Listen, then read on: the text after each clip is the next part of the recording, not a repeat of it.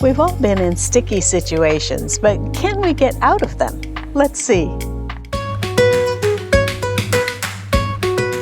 Hi everyone, and welcome to Fun to Know with Carol. I'm Carol Chenot, here every Tuesday with a new topic that's designed to help you connect with your curiosity. So, you've been in a sticky situation and you didn't know exactly how to respond. That's happened to all of us, hasn't it? So what I did was go to my friends and just some acquaintances on social media and ask them for their suggestions of sticky situations or awkward situations so that we could troubleshoot them a little bit and perhaps give you some responses and ways to get out of those awkward situations. This is actually going to be a series. Today we'll talk about sticky situations with friends, and then we'll follow up with awkward situations at work and then at home as well. So I've taken a number of these suggestions and just put together some scenarios for you because I think a lot of them are rather generic. We can all relate to them. The first one has to do with getting our foot stuck in our mouth. We do that quite often, don't we? Say something that we didn't really mean to say. So perhaps you've seen someone and said, "Oh, when's the baby due?" And then you realize, oh my goodness, she's not pregnant. I should not have said that. So what do you do in that situation? Well, first of all, you can apologize. Not you can apologize, you should apologize. Oh, I'm so sorry. You don't make excuses. I mean, you could say something like, "You've got that healthy glow." But that sounds like an excuse. You're just trying to get your foot out of your mouth. But really, it comes right down to apologizing, saying you're sorry, and trying to do better the next time, and moving forward. If this is a friend who you know has been trying to get pregnant and perhaps they've had some disappointments, you need to pull out all the empathy stops you can and not only say you're sorry for having put your foot in your mouth, but that you are sorry that it put her in an uncomfortable situation. This is a common scenario, but as we live life, we learn there are certain things you don't say, and "when's the baby due" is one of those. Okay, here's one that was given to me that could actually go both directions. Assuming that you are invited to someone else's get-together when really you haven't been. Okay, that's a sticky situation, assuming that you've been invited when you really haven't. So first of all, you need to acknowledge your own emotions. I mean, that's a disappointing thing, isn't it? Is it the end of the world? No, it's a disappointment. And perhaps there's a little bit of anger or frustration with that friend, but acknowledge your emotions at that point, and then consider the possibility that maybe it was a mistake. And this is an opportunity for you to be the bigger person. "I'll catch you the next time" is a perfect response to something like this. Now, if you end up on their doorstep, assuming that you've been invited to this party, that's a whole different scenario.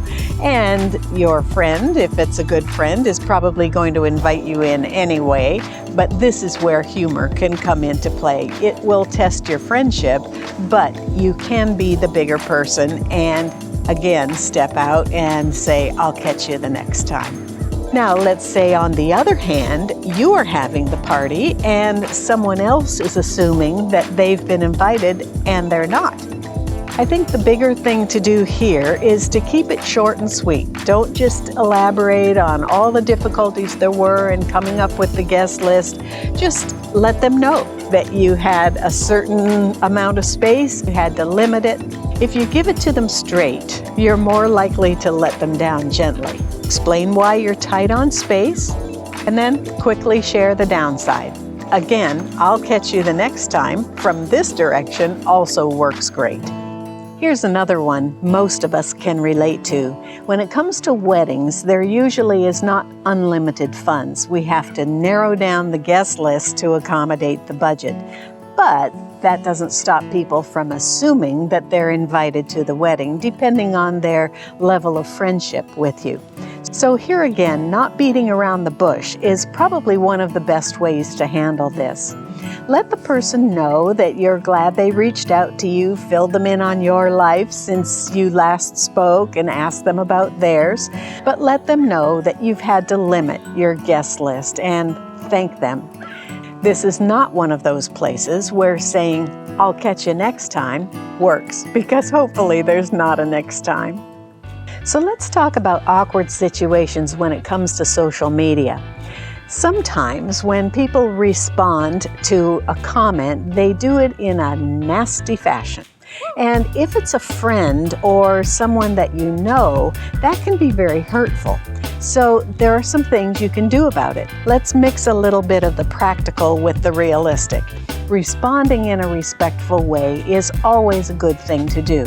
However, if your boundaries have been crossed and you feel as though you're being abused in that situation, then delete the comment or block the person or snooze the person for 30 days or even unfriend the person. So you do not have to put up with that type of awkward situation, especially if it's on one of your comments or one of your posts. If you find that one of your comments has been taken the wrong way, the best thing to do would be to respond to the person in private. Send them a message and apologize for having said something that was potentially hurtful. One of the best ways to apologize is to say, "I'm sorry I did such and such." Okay? "I'm sorry I wrote that message in a way that was hurtful."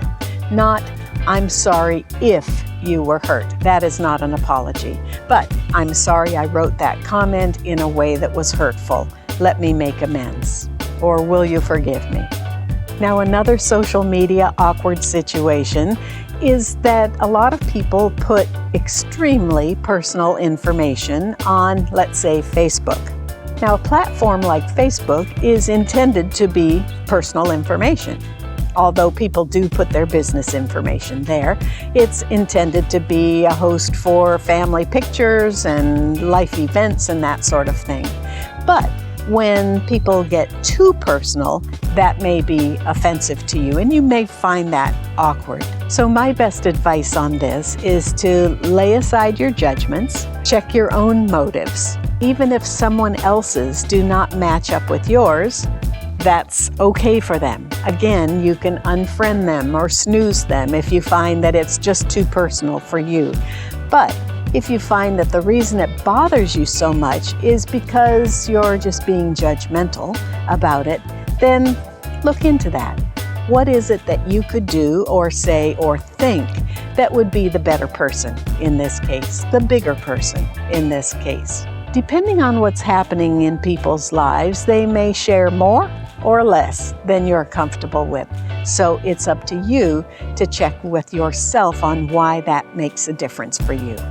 Join us next week when we'll talk about some sticky situations at work. Thanks for watching and have a great week ahead.